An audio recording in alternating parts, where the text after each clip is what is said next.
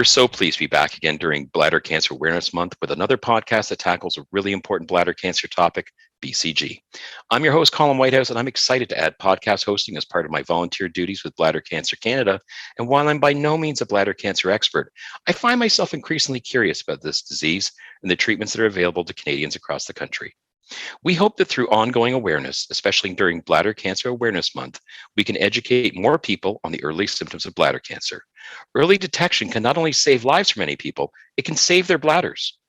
Fortunately, 75% of bladder cancer diagnoses are identified as non-muscle invasive, which means the cancer is not yet in its most aggressive form. In the non-muscle stage, BCG is an effective treatment to preserve the patient's bladder and their quality of life. Joining me today are two experts in the area of bladder cancer and BCG, both in their professional and personal experiences. Dr. Alexander Zlotta is a professor in the Department of Surgery Urology at the University of Toronto and the director of UroOncology at Mount Sinai Hospital.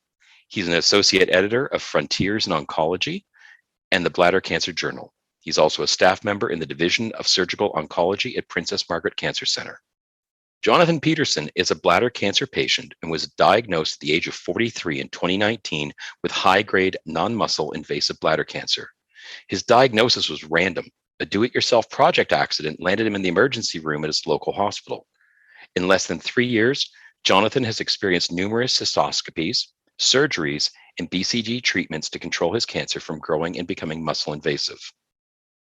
Also on the call in the background is Tawny Barrett, Director of Communications for Bladder Cancer Canada and producer of these Awareness Month podcasts. You might have heard her interview with bladder cancer patient Angela Pelche earlier this month on educating patients on the risk of reusing single-use catheters.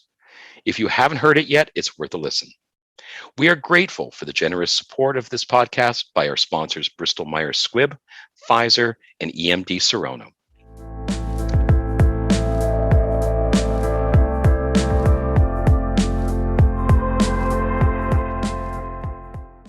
So, Dr. Zlotta, welcome. What does BCG stand for and how is it made?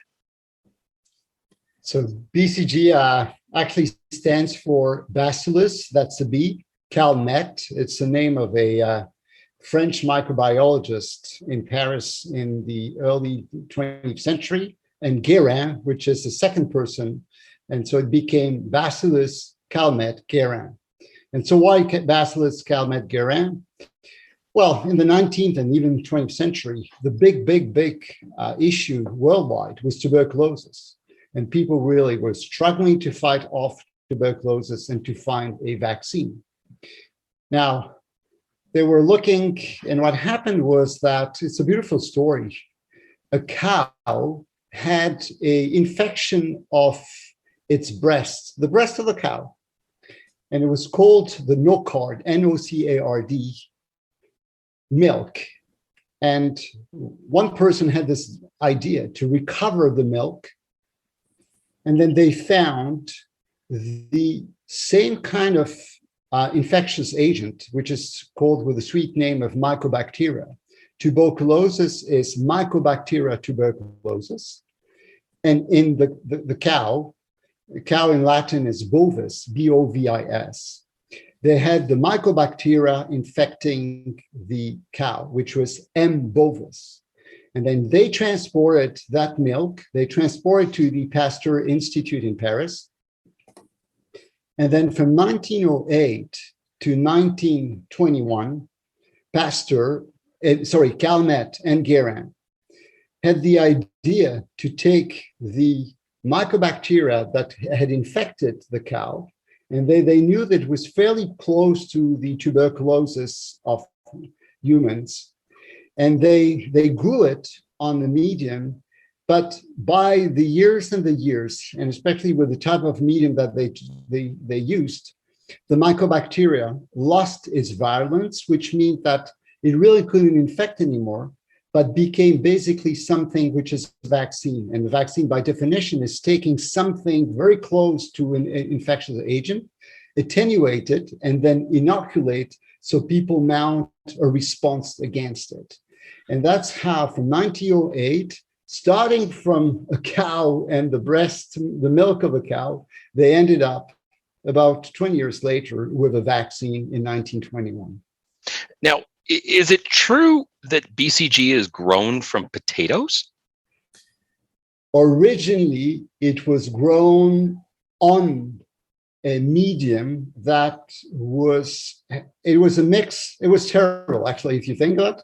It was a mix of mashed potatoes, bile from cows, and a lot of other stuff. And actually, there was even something that they did not know about, which was glycerol, that attenuated and that you can grow tuberculosis bacteria, you can grow the M. bovis BCG. But in a nutshell, initially, yes, they used this kind of medium made of potatoes and bile. Now, we are still a little bit more sophisticated in 2022, and most of them are grown on some medium which is called with a sweet name of Sauton, Sauton, or other kind of more advanced medium. Many of these medium have a little bit of starch. So how does BCG work?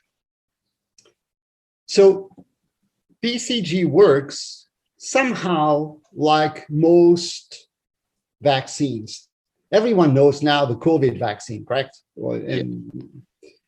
Now, and you know the vaccines against the viruses and you name it.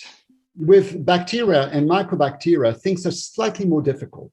But in a nutshell, when people receive BCG, and we should not ever forget that BCG was never, ever invented for bladder cancer at all. Well, people had no clue in 1921. They were fighting tuberculosis that was killing literally hundreds of millions of people on Earth. They were injecting a small dose of BCG because they knew that in order to be able to protect patients who had received, and usually these were infants, you need to build up an immune response. Basically, what happens is that I'm going to give you a short story about the tuberculosis so you get the analogy between tuberculosis and bladder cancer and BCG. Mm-hmm. When tuberculosis decides to attack a human being, usually it's airborne, goes into the lungs, and then you have first fight. It goes into the lung, and the first line of defense, our soldiers, are called macrophages. Your immune body recognizes that a foreign infectious disease has come there, swallows it, part will be presented to other soldiers, and basically these other soldiers will call other troops that recognize, it's like they had the card of the infectious disease and they're looking to kill the card because the immune system has been trained to recognize it. If you kill all the mycobacteria, the patient survives, but sometimes, unfortunately, it doesn't. If the patient mounts a strong response with a part of our system, which is called the T cells, which are the one that kill directly, but not necessarily through antibodies, then people usually survive and recover from tuberculosis. And that means that BCG works truly like an immune vaccine because it requires the immune system to be boosted, recognize in other time the mycobacteria and kill it. And that's exactly the same thing for BCG, so to speak. It's truly an immune response that happens for bladder cancer. So this is why we consider BCG to be an immunotherapy then? Absolutely. Now, again, I'm just not clear enough. I'm sorry. What is the connection between BCG and tuberculosis? So BCG is the attenuated form of the infectious organism, a mycobacteria, that was infecting the cattle, correct? Right. And which is super similar to the mycobacteria that infects humans. And that's the one that, as I explained, from 1908 to 1921 was attenuated to the point that it kept its possibility, its ability to mount an immune response from the host when you're vaccinated, so that the next time that they see the real tuberculosis, they fight it off and kill it. And that's the connection. Two things super close. One, not very virulent, which hopefully, thanks God, is not life-threatening when you inject it, but is able to trigger the right immune response to fight off the tuberculosis. So I found it so interesting when I heard that BCG was discovered when autopsies were done on those who had tuberculosis. They actually showed a lower incidence of cancer. So what's that relationship all about in general? Yeah, so I mean, I will respectfully, slightly correct that. Okay. The sense. In 1929, I think, you can kill me if it's not the right date, it might be 1930. Pearl, looking at autopsies, realized that the people who had tuberculosis actually presented on autopsy with less cancer than the others. Now, let's be practical. In 1930, the kind of research that was done was to the level of 1930. By today's standard, many people would say, okay, life expectancy was not the same, how there were no control. But it was food for thought that maybe people who had tuberculosis might have a lower incidence of cancer, and that the immunotherapy that was required, or the immune response that was required to clear the tuberculosis, might also help fight off some tumor cancer cells and therefore lower incidence. It was a great idea. By today's standards, looking, and I read actually the paper, I'm not sure that it would be published in a scientific journal, but it was a great idea at the time. So how did they come up with the idea of, okay, we're going to test this against various cancers, but then how did the idea come about to instill it into the bladder, the BCG? So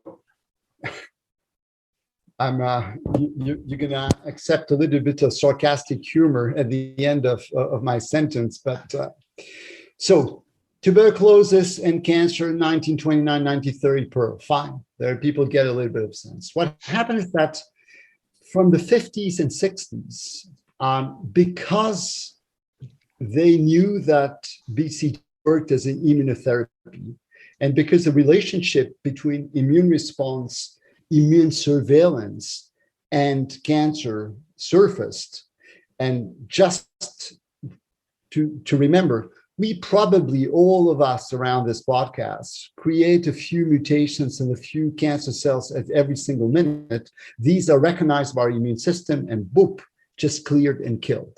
So clearly the immune system surveils our body. Now in the 50s, they realized that in some type of cancers, when the BCG was in close contact, I think there was a hepatoma, which is a disease of the liver in guinea pig. There were some studies in animals in melanoma that we all know about. And from the 60s, 70s, I think one was Barr and others, whatever the name, they kind of realized, at least in animal models, that when they placed BCG very, very close to the tumors in models, tumors regressed and sometimes even disappeared. Now, that was great. And then in the early mid-1970s,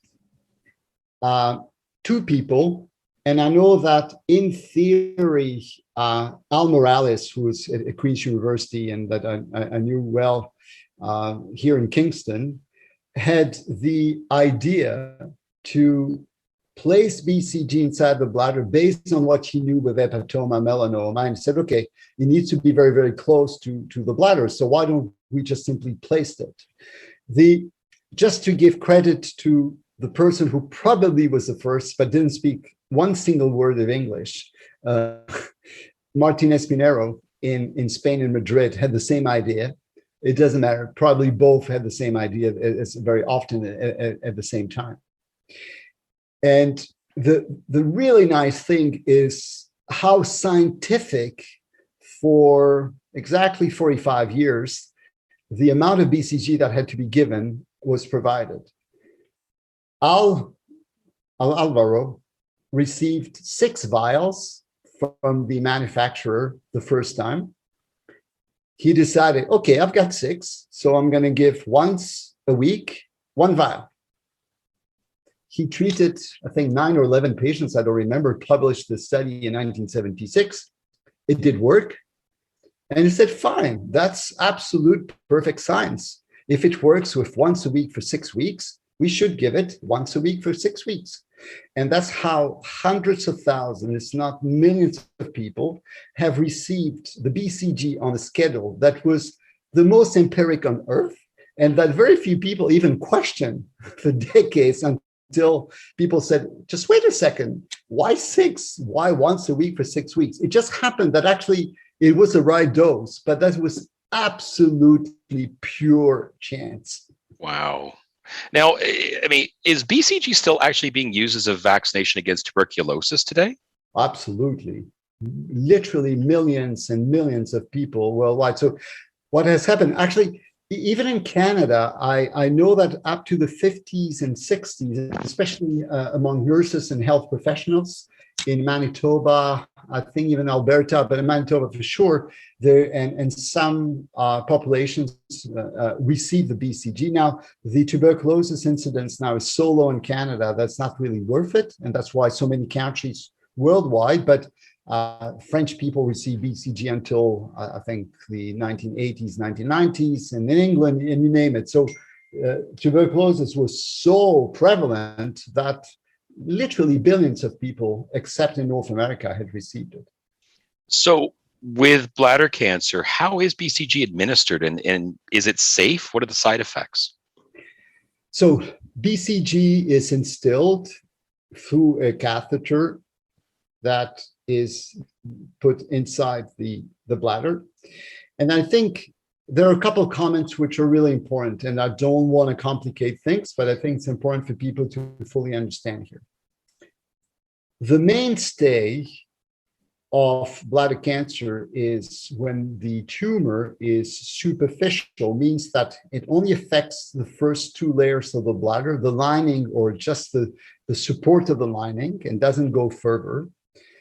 What you do is first you need to shave it endoscopically. That's called a transurethral resection of the bladder tumor.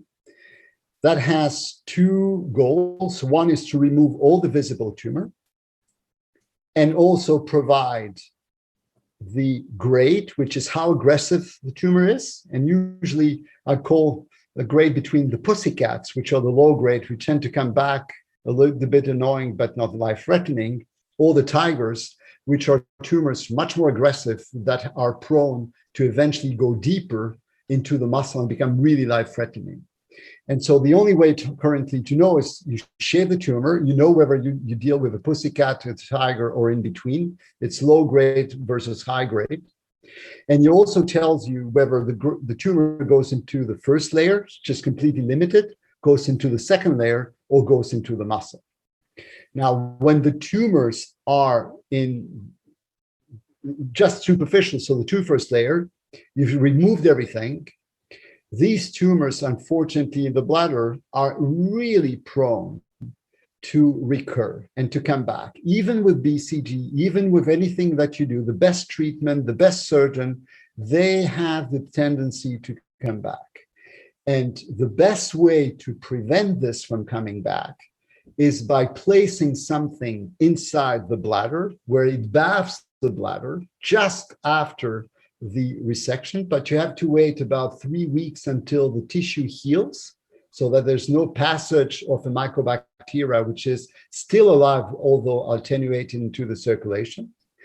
And the mycobacteria there will bathe the bladder, will create a big inflammation. It actually attaches to the bladder. And the same way as for tuberculosis, it attracts a lot of those soldiers and immune cells to fight off the mycobacteria. That's exactly what it does. It builds up week after week your immune system, so that if a tumor cells has the tendency to reappear, it recognizes tumor cells, say, hey, soldier, kill this tumor, and kills it. That's basically the way in terms of image.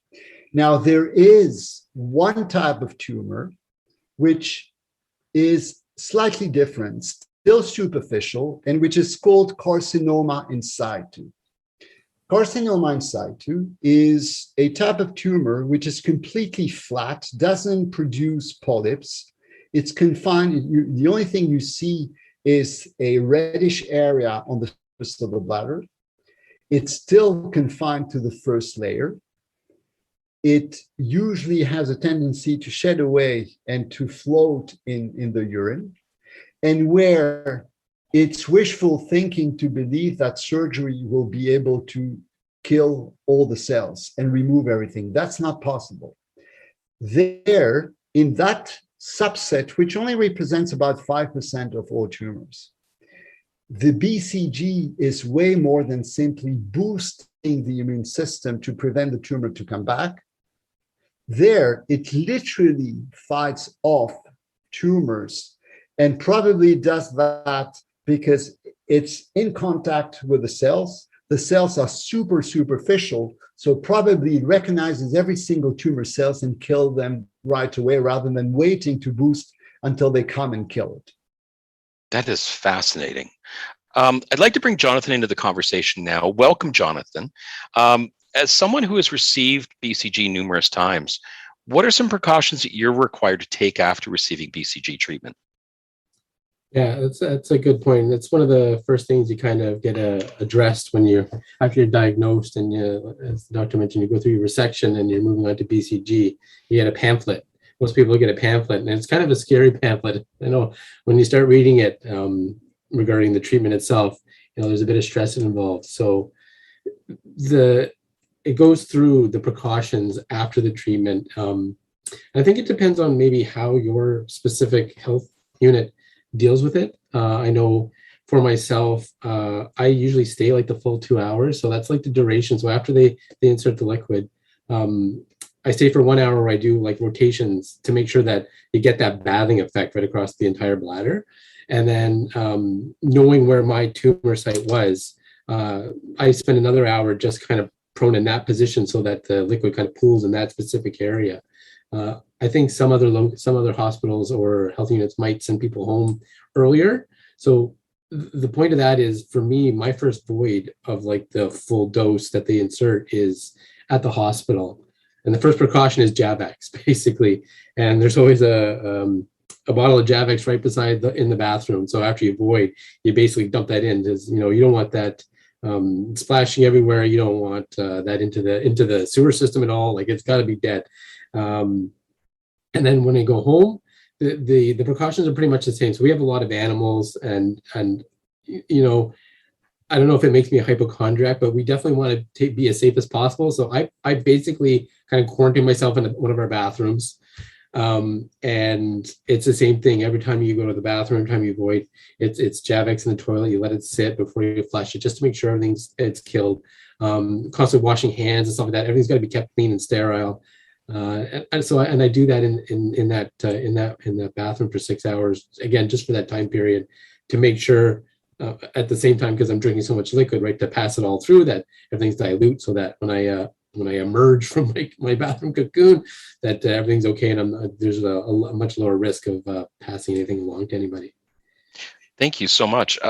Back to you, Dr. Zlotta. In our recent podcast, BCG 101, we heard that BCG treatment is sometimes given in partial doses, or treatment is suspended due to the side effects. How is this determined? What are the side effects they're encountering?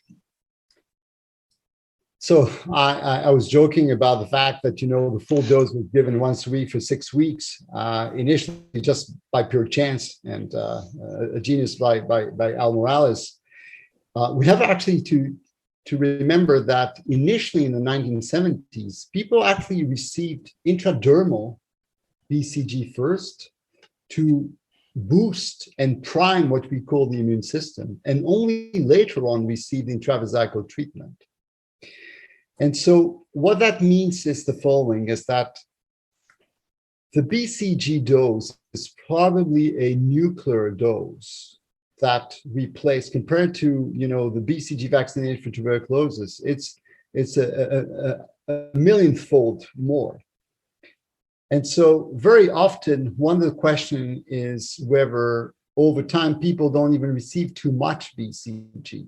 And so some of the research has been carried out a long time ago to try to minimize some of the side effects by looking as whether by decreasing the amount of BCG, you improve the side effects, at the same time keeping the efficacy. Now, most of the studies, including a recent one, has been slightly disappointing for the induction, which means that when you don't give enough BCG to start with, unfortunately, the outcomes are suboptimal. For the maintenance, it is to be discussed. And at the time, as you know, there have been shortages, and there's still a little bit some shortages across Canada and even across the world. When people had to rationalize, to decide who should benefit and what the dose, there have been, including with the Canadian Association, some hard decision. How do we treat if we don't have all the doses for everyone? And there have been some reduction of doses whilst maintaining the efficacy. Now, so it sounds like there's some sort of triaging going on. It has been in the past. Now it's slightly better, I would say, for two reasons. There is another player and another company providing now BCG, so there are two. And so hopefully this kind of problems will be kind of mitigated. And also by the fact that the studies, there was a recent study where people only received BCG 3 weeks and not 6 weeks. It was suboptimal. One trial from the European Association, the RTC, had only a third of the dose, and that was suboptimal. But many groups, including very, very experienced group in the US, like my good friend Mike O'Donnell, who has been instrumental in many of the studies, believe that sometimes people receive too much BCG, and especially during the maintenance phase. And so some people, I personally, could give a little lower dose, a third of the dose for maintenance. So it's not a 6 weekly installations when you can keep boosting the immune system. And I know that some studies have even used a tenth of the dose. And so it just shows that decreasing the dose makes some sense, because there's a difference between chemotherapy and immunotherapy. In chemotherapy, you have truly a dose-dependent response. The more you give, the more efficacious. Sometimes it's just too toxic. In immunotherapy, one has to be very careful. Sometimes more is less. If it's like a bell curve shape, if you go too high in the dose, sometimes you can trigger the wrong immune response, which is basically detrimental. But the big thing, and I'm going to try to be short and brief so everyone understands. The usual protocol that Jonathan and many others have received, especially for high risk, would be to receive 6 weekly installations and then 3 weekly installations up to 36 months. But in the first trial, that was the American trial in 2000 by Don Lamb, only 30% of patients were able to tolerate the 3 years because they ended up with some side effects. And that's why so many people have tried to kind of work and play with a number of doses. Now it's much better tolerated, and I think a lot of people finish it. But the long-term side effects of the tolerance still are something that patients have to be aware. First is the fact that you put something which is meant to induce an inflammation, so people will have kind of cystitis. Second, you induce an immune response, and that means that the immune response will translate in a transient infection, a transient increase in temperature. We and others have shown that when you put BCG inside your bladder, your immune response is absolutely not to the bladder. It's actually throughout the body. And so people can have some temperature for 24 hours.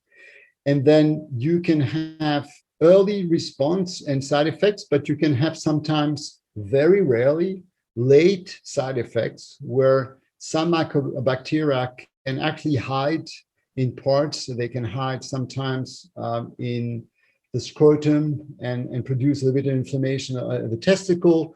They can hide in other parts. They can even induce sometimes immune reactions in the joints. And I'm going to tell you something so that you understand. I'm going to tell you a personal story so you get a sense how research is done. We're yesterday, so we're mid-80s, late 80s, which was just about 30 years ago only. And I am called because someone who had received BCG had joint pain. And we just really didn't understand why the hell would someone who received BCG start having joint pain. And we realized that when you give BCG, you produce an immune response, a big fight, not only in the bladder, but sometimes, very rarely, outside. And what happened in these joints was deposit of antibodies versus, and they like gout, but it was slightly different. So the BCG by itself has some side effects. Over time, it can be a little bit more difficult to tolerate. But in the grand scheme of things, it is so safe. The tuberculosis vaccine is so safe, and BCG is so safe that when you balance the pros of preventing the tumor to come back, preventing the regression, avoiding cystectomy, with the minimal amount of these really serious complications, the balance always tilts in favor of the treatment. But that doesn't mean that people shouldn't be aware of the potential side effects. So, Jonathan, can you talk to us about some of the side effects that you've experienced from BCG? Yeah, Dr. Zlotta is actually mentioning a lot of the stuff I have. I guess I'm in that small percentage group, unfortunately. My protocol has been the six weeks full through and then 3 weeks afterwards. But I've actually had 6 resection surgeries in between. So I think maybe even though I'm getting the full dosage, I'm getting a bigger break because of that break in between surgeries. But I have experienced pretty much all the symptoms or the side effects that have been mentioned: fever, chills, persistent cough, the joint pain, back pain, just complete lack of energy. And it's funny because you don't know what you're going to get when you go in, and I think that's the point of it being an immune response, right? I can't go in. Because I just finished a run not too long ago, and it's that thought before you go in. It's like, so is this going to be an easy one where it's just going to be no problem, or am I going to be down for a couple of days because of all these side effects, which makes it a little hard mentally because it's hard to prepare. So I always prepare for the worst. And one thing I would mention is going back to 2020, the summer of 2020, I had a run of 3 doses, and the first one I had actually ended up bringing me back to the hospital because I had a super high fever. It was to the point where even during COVID, they actually let my wife in so she could talk on my behalf because I was just kind of right out of it. And they were worried that I actually had an extrapulmonary infection from the BCG itself. So I was in the hospital for 4 days in a full hazmat room and all the whole 9 yards. And luckily at the end of the day, they said, no, you don't have an infection. It was just a really big immune response that, not optimal, but all things considered, yeah, exactly, much better than the options. But yeah, the side effects are definitely real, and that's an interesting point. That why am I getting back pain from this, right? And you don't really expect it. So if you don't, it's good to read the literature and make sure you fully understand what to experience, so you don't get worried. Now, Dr. Zlotta, I know you have something to add there, so I'll just let you add something quickly. I want to go back to Jonathan. Go ahead. What I was trying to say here is that I mentioned that, but we have to realize that what Jonathan went through is extremely exceptional. And so it needs to be mentioned so that people are fully aware, but it's exceptional. I'm going to give an example. I'm flying on Friday, and I'm going to take the Air Canada to Europe. In my life in flyer, I had 2 engines on fire. I had a windshield that broke in an airplane. I had a landing gear that crashed, and I still take the plane. I still take the plane because despite having had that, I know that statistically I have way more chance or misfortune to get hit by a car when I cross University Avenue between Princess Margaret and Sinai than when I board a plane. And so everything here is a matter of percentage. It's great. Well, first of all, it's great that Jonathan recovered fully and he's here for that. It's great to remember about that, but this should not be coming front and center of the side effects. It's beyond rare. Now, Jonathan, you've had 18 rounds of BCG treatment, and I want to know how it's working for you, but more importantly, how's your overall health? I mean, what I want the listeners to understand, as I understand it, you don't smoke, you don't drink, you're vegan, you regularly exercise. So how's your health? My health pre-diagnosis, I thought was good. Like you mentioned, all those positives there, right? Yep. I never really fancied myself as a candidate for any kind of cancer, which is probably not the best mindset because it can get you regardless. What I had found is just before I was diagnosed, like that whole year, I did notice like a decrease in my energy levels, and we kind of just put it down to we're not getting enough sleep, we're working on this, you're busy, and all this kind of thing. And it wasn't until my freak accident, which led to pulmonary embolisms and blood thinners, and then boom to my diagnosis that we did realize that for the last year you probably were somewhere in that time frame you had this tumor that had developed. Now I feel great. Like I feel much better. Definitely after my BCG treatments are done, my energy levels are up. I would definitely say it's working. I mean, I can't definitively say that with any certainty, but between the surgeries and the BCG treatments, I did have a high grade tumor that was, my doctor described it was like just a hair from going through that second layer. It was like on the dot, to the point that they actually perforated my bladder when they were doing the resection just to make sure they got it all. So I was like, he's like very close, but yeah. I would definitely say the treatments, the surgeries and the BCG, I really, it put me in the hospital every time. I wouldn't really care because all things considered with a high grade tumor, it's far more serious, right? So whatever it takes to get her done. Yeah, that's my mentality. I can totally understand that. Dr. Zlotta, I just want to circle back around to the discussion about partial dosing. Should a patient be worried if they're only receiving a partial dose or if their treatment's been delayed? By far and large, I would say absolutely not, because the physician that will provide a reduced dose will provide a reduced dose in a certain type of tumor. And things, unfortunately, the devil is in the details. And one of my favorite lines, it only takes me 17 years to train a urologist. So you can imagine that trying to summarize things which are complex are challenging. But when the tumor is high grade carcinoma in situ, like Jonathan, then usually people receive the full dose for carcinoma in situ, and that has been the guidelines. However, when the tumor is more intermediate or sometimes recurring more low grade, the data are there to show that even a reduced dose will not change much, and certainly reduce maintenance. And so I'm sure that absolutely all patients who receive some kind of reduced dose receive it tailored to their own tumor rather than one size fits all type of management. Now, something I imagine some of our listeners might be thinking right now is they want to know, who is eligible for treatment with BCG? So BCG is given to prevent the recurrence and the progression of tumors in what we call the intermediate and high risk category of non-muscle invasive bladder cancer. We just wrote the guidelines with many of our colleagues who are part actually of the research board of Bladder Cancer Canada. Basically, nearly everyone there just wrote part of the guidelines.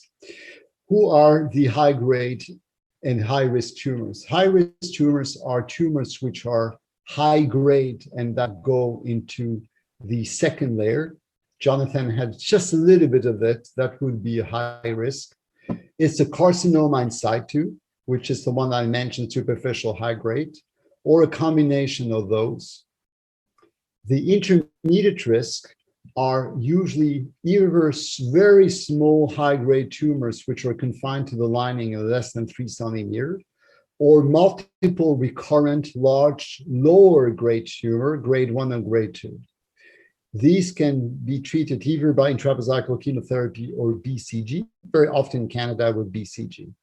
And then the low-risk tumors, which are single tumors less than 3 centimeters, confined to the lining, and which are low grade, these usually are not treated with BCG. So only a subset of the tumors will require BCG, simply because not all these tumors have the same risk of coming back or progressing. Okay. Jonathan, tell me, what does a treatment day look like for you? Like, what if there's a patient who's new to BCG, what can they expect? Like, how long does treatment take? You kind of touched on that, about an hour or 2 hours, I think you said, but like, walk us through your day. Sure. So obviously, experience will vary based on, facilities and stuff like that. For me, I discovered that catheterization is not a smooth process. And, I think that's a lot down to my age. I hear a lot. So that's good. But I tend to take Ativan just to kind of relax things. It doesn't hurt that it helps my nerves as well. So my day starts with, about half hour before my procedure. Take that. My wife drives me up to the hospital, do the intake, brought into the room. The nurses come in, and that's the first thing where you notice, what's going on, because they're fully geared. They got the thick gloves, they got the full gown, the mask. They're good to go. They bring out their supplies, which will include like the catheter. They have the numbing agent. They have a little bin to void the bladder after the catheterization. And yeah, basically, for your very first one, they'll probably go over some of the side effects with you to start. As you get through them on subsequent treatments, they'll first start with what symptoms did you have from your previous one, right? They track none, mild, major, just to keep that record of how each one goes. But the process itself, yeah, like the doctor said, they do the catheterization.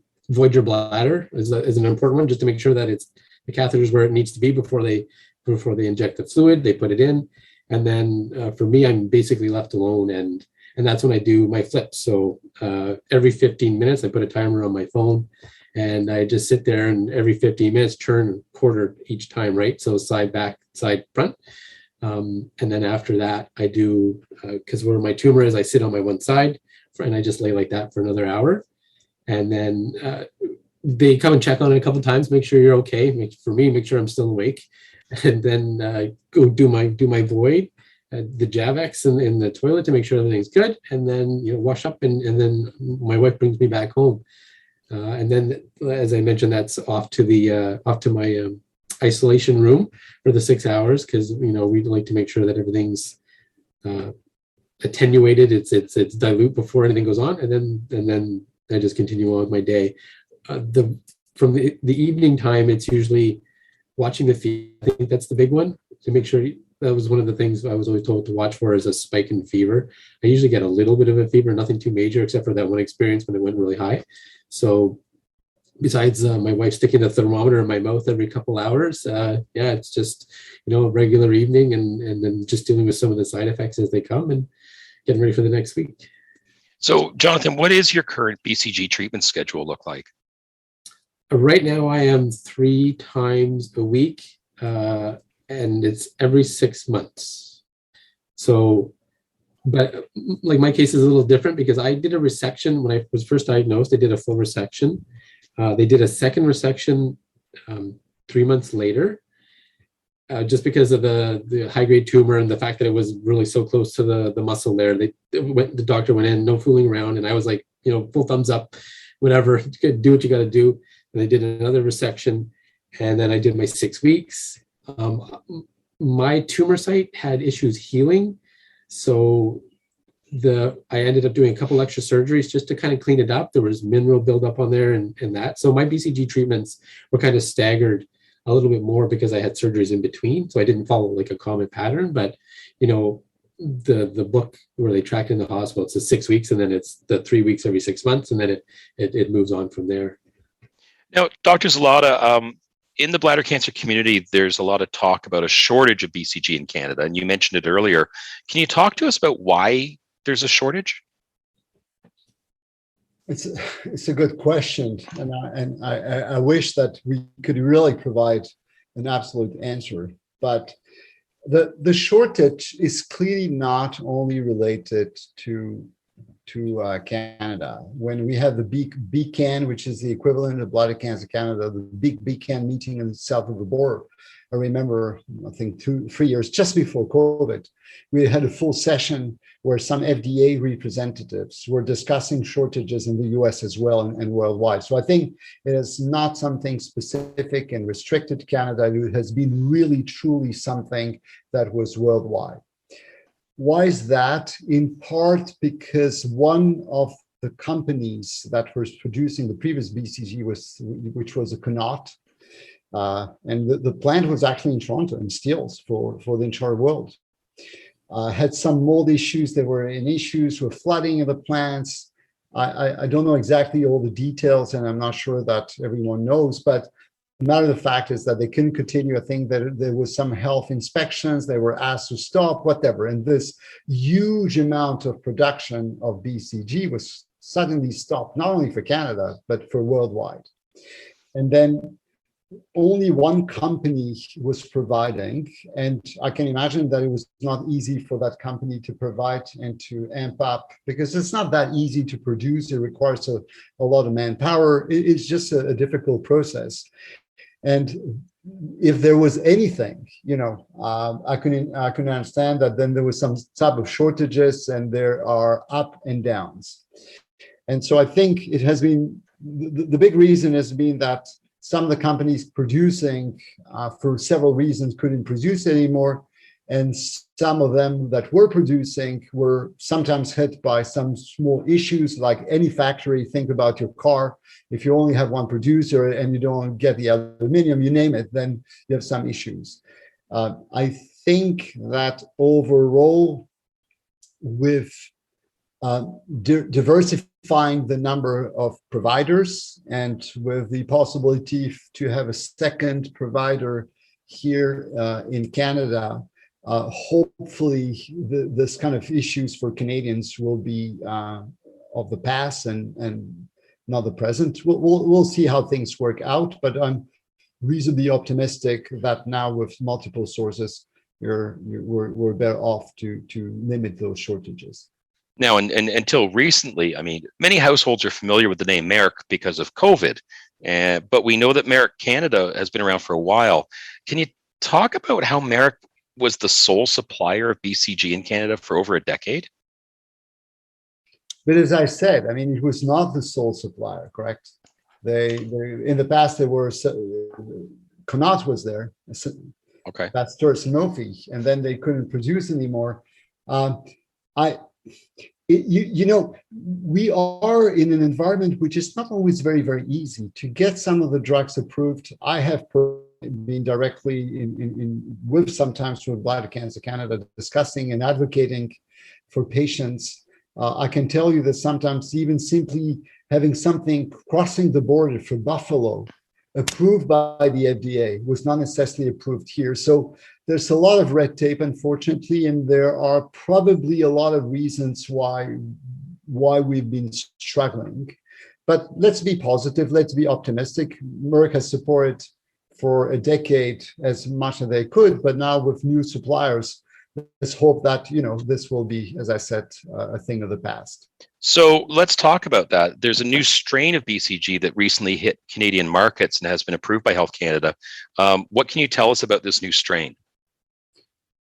What I can tell is the following, and what we know about is that if you look about tuberculosis, there are 5 strains which are approved by the WHO in the world to vaccinate against tuberculosis. And the strain that has been brought now for bladder is one of those 5 same strains, which was actually a Russian strain. Nowadays, I have to say, with Ukraine, probably it's not exactly great, but I'm facetious here. But it has nothing to be Russian. It's simply because in 1921, from Paris, you had early strains that dispersed across the globe. Tuberculosis was a big issue. So some went to Paris, some went to Japan, some went to Russia, and some late strains in late 40s came. And so this is one of the 5 well-known strains which is used for tuberculosis. When you look at the efficacy of the different strains in tuberculosis, despite differences immunologically, overall, there's no difference in clinical efficacy when people are vaccinated with BCG against tuberculosis worldwide. And when you look at most of the studies, which are not always of the greatest quality, I have to admit, because they've been rarely randomized head-to-head comparison. But overall, all the big analyses, GAN, and a recent paper a couple of years ago in the Journal of Urology, that have looked at the efficacy of the different strains have not found a difference between the different strains. So the big picture is that in tuberculosis, there's no difference. In bladder, there's unlikely to be a difference. So that is reassuring in that respect. So these 2 strains are compatible with each other. Yeah, there's no reason to believe that they are not. Again, as a person who does a little bit of research, as you know, I hate to say never or ever, because what Jonathan had, for instance, something very rare, but he got it. And so for him, it's important. So I in the absence of absolute data, I can't 100% say no, but it's incredibly, extremely unlikely that there would be anything, and there makes even no sense immunologically and clinically to believe that there would be anything. But I still have to hold the hat of someone who's cautious a little bit rather than say yes or no.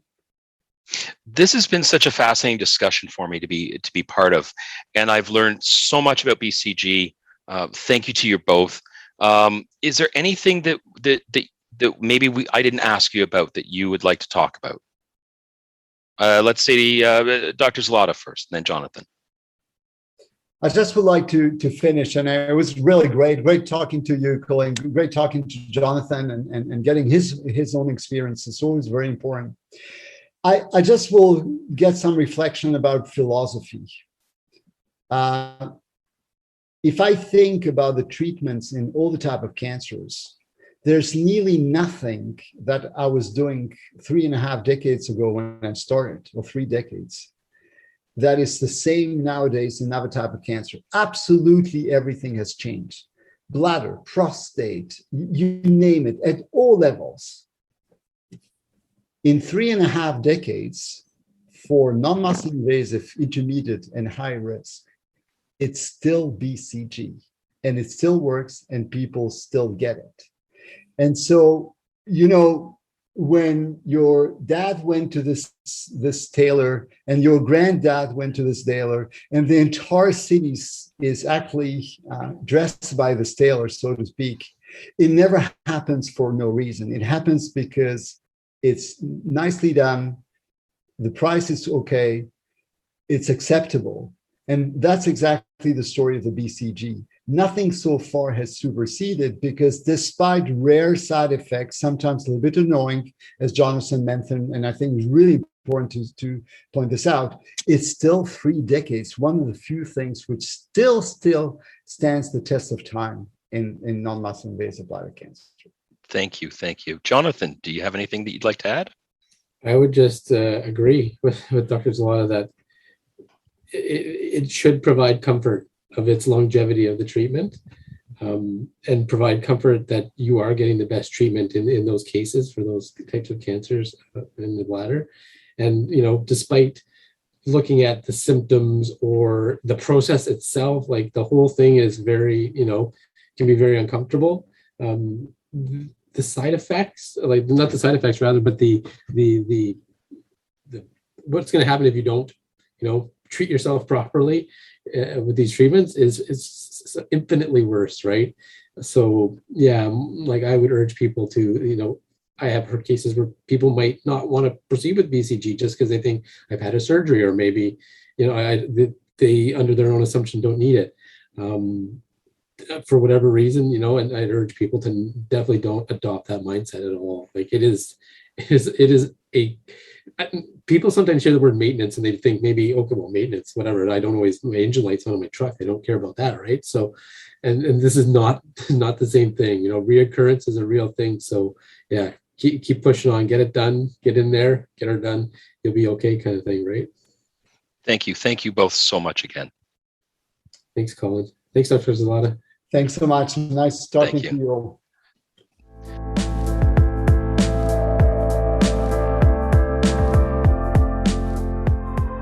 This has been such a fascinating discussion for me to be a part of, and I have learned so much about BCG thanks to Jonathan and Dr. Zlotta.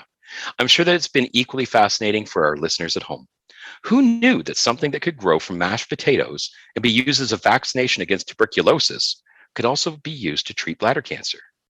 It's been such a privilege to talk to both Dr. Zlotta and Jonathan, and I'm sure the bladder cancer community will join me in thanking them both for their time tonight.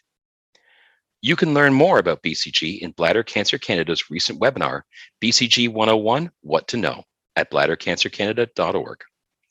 Thank you again to our sponsors, Bristol Myers Squibb, Pfizer, and EMD Serono.